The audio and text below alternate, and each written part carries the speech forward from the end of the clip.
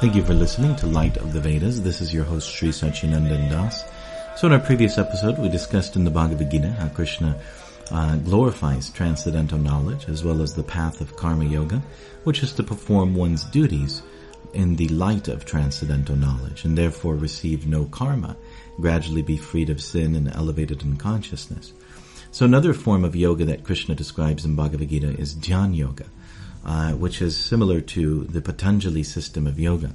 When you see people going to yoga class and carrying a yoga mat and performing sort of gymnastic type stretching, that's actually one level of Astanga Yoga. Ashtanga means eight-limbed yoga. And there's different steps that the Astanga Yogi performs. It begins with yama niyama, proper behavior, interacting with others in a pious rather than impious way, in a selfless and kind way, and gradually purifying oneself and one's relationships. And then asana, which is the actual physical exercises that one does. So the whole reason for yoga is not necessarily to look good in a leotard, right? It's to actually prepare the body to be healthy for spiritual practice, and especially to be able to sit in meditation for long periods of time. And to be able to sit with proper posture and meditate, that requires you to be very limber and to be very healthy. And so that's what the asanas are for. And then there's pranayama. It's like kind of like as one begins to go higher in these different stages, then one is becoming more and more subtle in their practice, and you're moving from the gross platform of the physical body and one's activities into the platform of the mind. And the goal of this is to control the mind and gradually be able to meditate for long periods of time. So first of all, you purify your relationships. Then you purify your body and you prepare your body for meditation. And then pranayama is you're preparing the breath, or you're purifying the breath. And the breath, in a mechanical sense, is a way of controlling the mind. It's the way of bringing the mind under control. It's almost like the gateway between the mind and body. And by breathing in a regulated way, and breathing in and holding your breath, then breathing out and holding your breath, and breathing in and holding your breath, then you're able to pacify the mind, make the mind peaceful. And there's also various things that one may practice simultaneously called mudras, different hand movements and gestures, which also, working with the subtle nadis, or the different pathways of spiritual energy within the body, they help to purify the mind and pacify the mind. And these pathways are very similar to qi within Chinese medicine or within Tai Chi. The various energy systems, the chakras within the body, you can purify and cleanse them in the Astanga Yoga system, but the purpose of it is to control the mind. And then there's pratyahara, which is withdrawing the mind from the body. It's kind of like you may have seen these individuals, these yogis, performing Houdini-like feats, where they're buried under the ground for long periods of time, and they're able to cease the functions of their body to where their breath is practically not even detectable with a feather. And so pratyahara means to withdraw the mind from the body, which is to say to go into trance. You withdraw the mind from the senses and turn it inward. And this is really needed for deep meditation. You turn the mind away from the eyes, away from the nose, away from the ears, away from the tongue. And by long extended practice of pranayama, you can practically stop breathing. You can have your breathing so that, it's just barely there to sustain your life. And the result is that your mind becomes super, super relaxed. The more you breathe, the more agitated your mind becomes. And the less you breathe and the more controlled your breathing is and the more relaxed you're breathing, the more relaxed your mind will become. And when the mind is completely relaxed, it's able to detach from matter totally and enter into trance. And that's really what it is. You're entering into trance. You no longer experience the world through the body. You're just within the realm of the mind. And this is called pratyahara. And then you enter into something called dharana, which is what Krishna describes in the Bhagavad Gita. Dharana is it's like a lower level of meditation, where your meditation is sometimes broken. You have an object of meditation, say, for example, a mantra, or in the higher sense, you have the form of Vishnu or the name of Vishnu or Krishna, and you're meditating upon this, sitting as a yogi, performing Astanga Yoga. Perhaps you're in a cave in the Himalayas. And Krishna goes into great detail about, what you should do to practice this. If you're going to leave and live in the Himalayas, you should go to a secluded place. You should sit on a deerskin mat and, slightly raised, and you should stare with your eyes half open at the tip of the nose. And there's the manipulation of your life airs within your bodies. All these things are described in the Bhagavad Gita. And dharana is like, you begin to meditate very intensely. And you may go for some time with your mind fixed on the object of meditation, but occasionally it breaks. Occasionally you have to go take a break and leave your meditation. But then finally it moves into the stage of dhyan, which is the higher level of meditation where it's unbroken. This is, you have like a yogi sitting in his cave meditating for 10 days, or even longer, months, without even moving.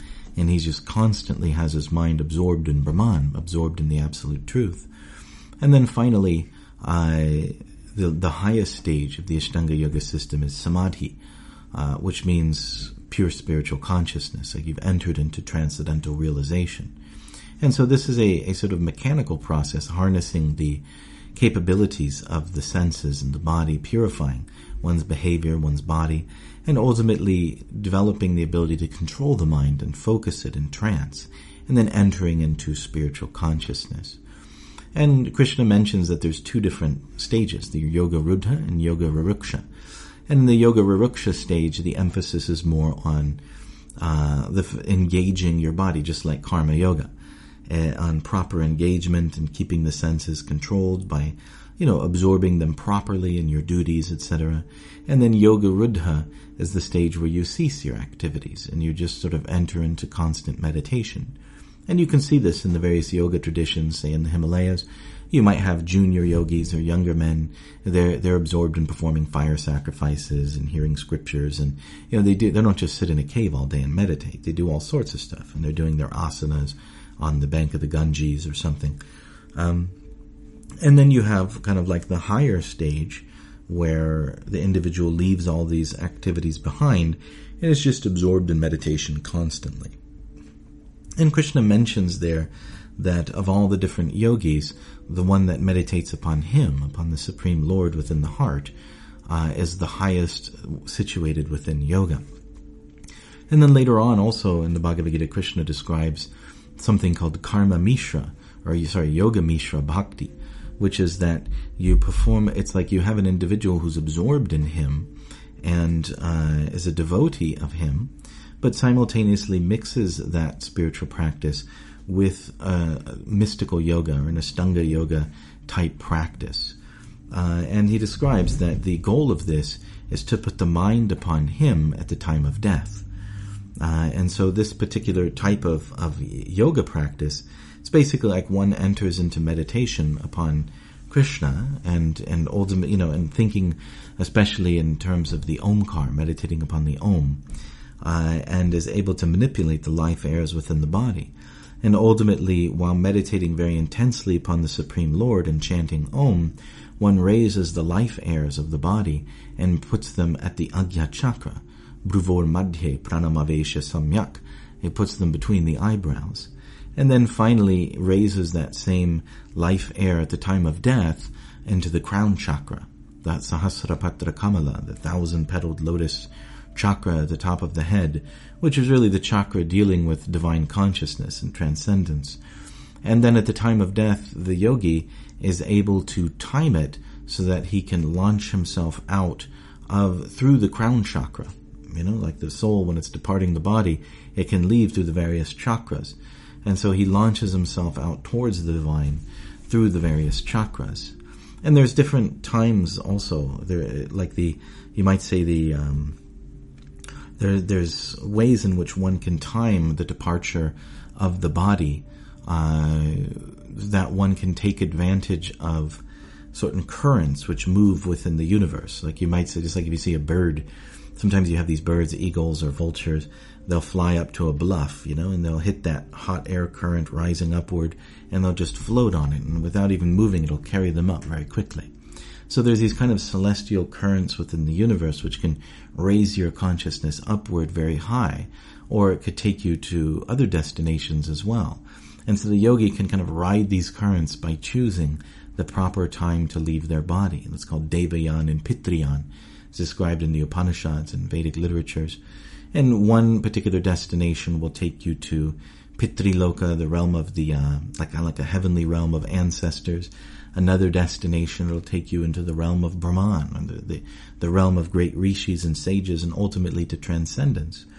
And so by timing the death, one is able to choose their destination as well.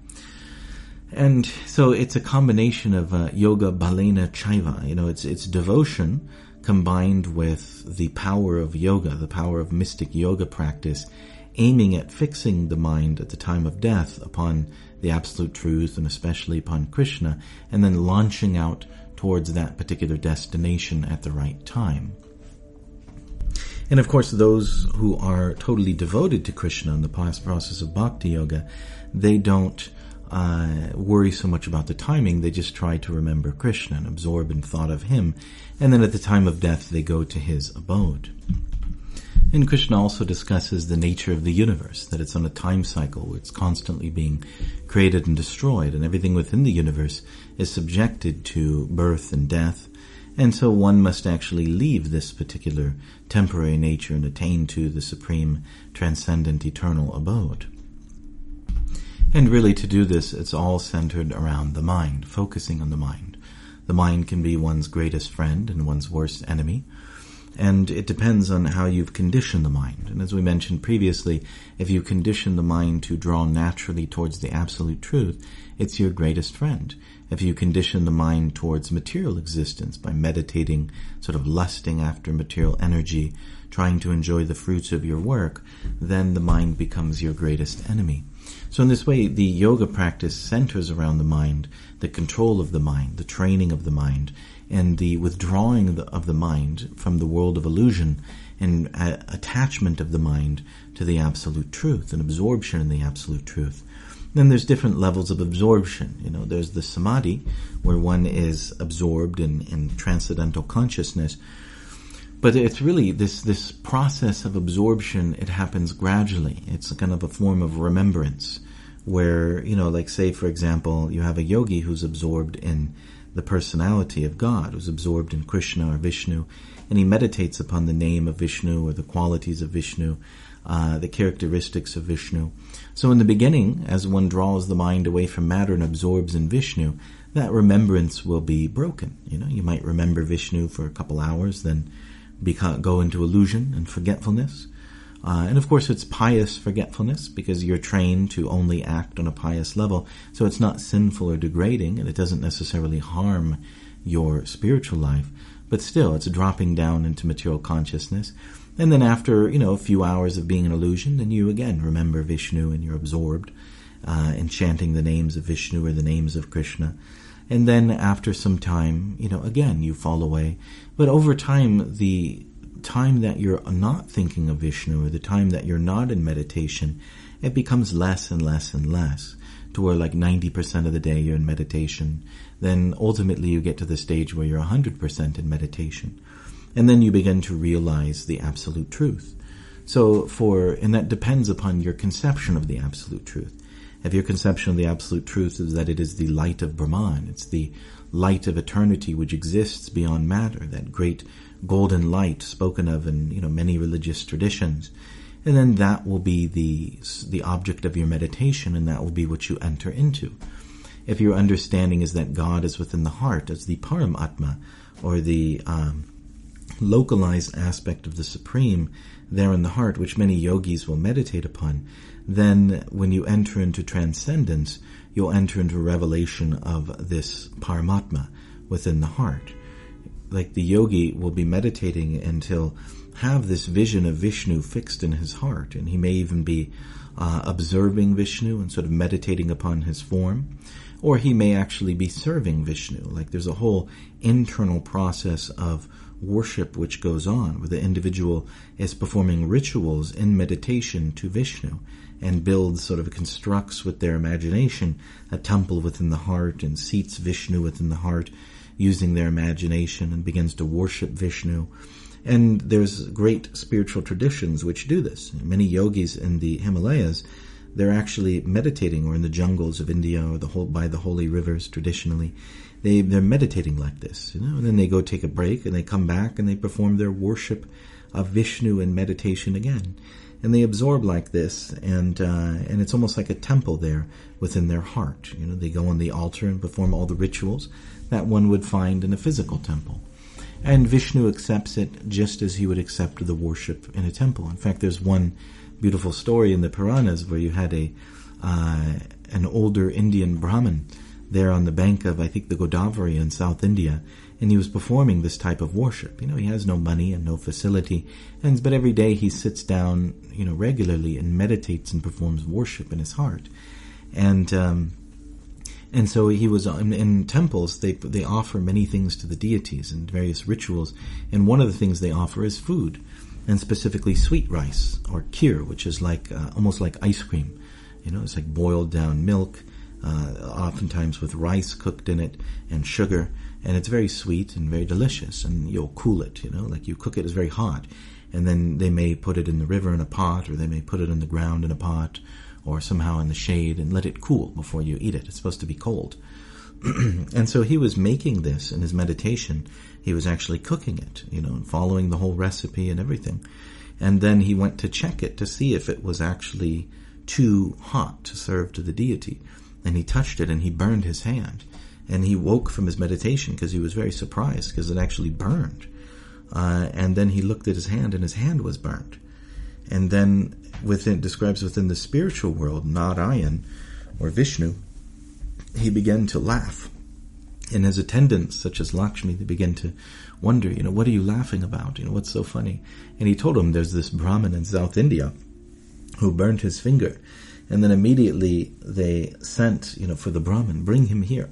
And they sent a spiritual ship, a divine sort of carrier that went from the spiritual world and came into the material world, and he actually stepped onto it and went into the spiritual world at that moment. He was liberated into the divine, into eternal service, and he achieved spiritual perfection. So this is a very powerful form of meditation. And in the meditation on the Supersoul, one will gradually develop realizations of how this Supersoul, or Paramatma, that's what it means in Sanskrit, Supersoul or higher soul, how this Paramatma is there within the universe. And it's saturating everything. It's basically God, how God pervades the universe. You'll find, God within the atom, God within the air, within the sunlight. There's so many ways in which one can perceive the presence of God within material existence as the foundation of material existence. In fact, Krishna describes it's like if you have a thread of pearls, like a pearl necklace that you have. If you hold it out, it looks like the pearls are just floating in the air, but we know that there's a thread running through them, and the thread's what keeps everything together. So similarly, he, in the form of this Paramatma, he's actually keeping and holding everything together. That's why the world is what it is. If he somehow withdrew himself, everything would just melt into nothing. He's the thread holding everything together. And so when the yogi realizes this, then he develops mystic powers. He can actually see, if the yogi in his meditation experiences and sees how the Paramatma is there within every atom, then he develops what's called anima siddhi. These are called siddhis, or mystic perfections. Then the anima siddhi allows one to shrink their body, to enter into an atom, right? To be able to make themselves so small they can pass through a wall, for example. And you could see there's many stories of yogis, even relatively contemporary stories, where like a yogi will be imprisoned. Like for example, I've heard one story where a yogi was walking around naked. That's what they do sometimes, because they're totally detached from reality. They're not really even concerned. And yet the British government in India was thinking, we can't have these naked man walking around. So they ordered that he be thrown in prison. But every time they'd throw him in prison, the guards would find the cell empty, and he's just kind of walking down the street naked again. And they'd grab him and put him in the prison cell. And then a couple of hours later, he'd be walking down the street. And so they couldn't figure out what's going on. Like, how is he getting out? And it's because he has anima siddhi. Like, he can just basically shrink himself and pass through the wall, almost like in an astral body. He's able to shrink his physical body and then expand it again. So this comes from the spiritual realization of God's presence within the atom. And there's other siddhis too, like laghima, which means you can become lighter than air, basically like levitation. And so, of course, many people imitate these things. Like if you go to Venice Beach, or you go to some, you'll find someone sitting down pretending to levitate or something. These are just cheap imitations, but great, powerful, expert yogis, they're able to do that. And also as a byproduct of meditation, you develop spiritual powers or psychic powers. Oftentimes it's thought that when you have individuals with exceptional psychic powers, it's due to being a yogi in a previous life or a recent life. Practicing meditation gives you psychic powers, the capacity to hear others' thoughts and things like that.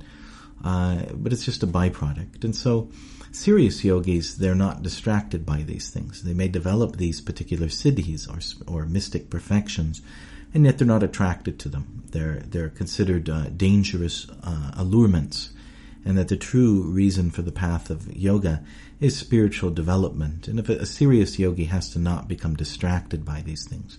You have like certain yogis will enter into the world and display their mystic powers and control the minds of their followers and, all sorts of stuff. But this is an illusioned yogi. This is a yogi who is become distracted by their powers. Rather, the yogi has to remain fixed in the path of self-realization and meditation.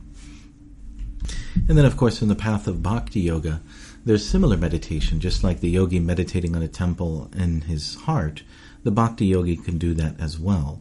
But the bhakti yogi will also oftentimes just have a temple, a physical temple, and uses the body to worship in that physical temple. It's kind of like turns your whole physical existence and draws it into your meditation. It's a pretty fascinating way to think about it, but that's what a physical temple is. It's a form of meditation that is so powerful and so intense that it draws you're actually meditating with your body, and you're bringing the object of meditation into the world. And the deity form, especially Vishnu, he's agreeing to actually manifest in the world to give you an opportunity to serve with your senses. So you can see that some yogis, they're situated in a cave and they don't move and stuff like that because their object of meditation is impersonal. It's just a light. And so they become one with the light, and they sit there as a ray of light in a field of light, and it doesn't move. Whereas the personalists, those who worship Vishnu, or Krishna, then they will move. Their meditation becomes the physical offering of service. And therefore they're walking around doing things, but it's no less meditation. It's a physical meditation. Okay, so thank you very much. If you found value in this, please like and subscribe.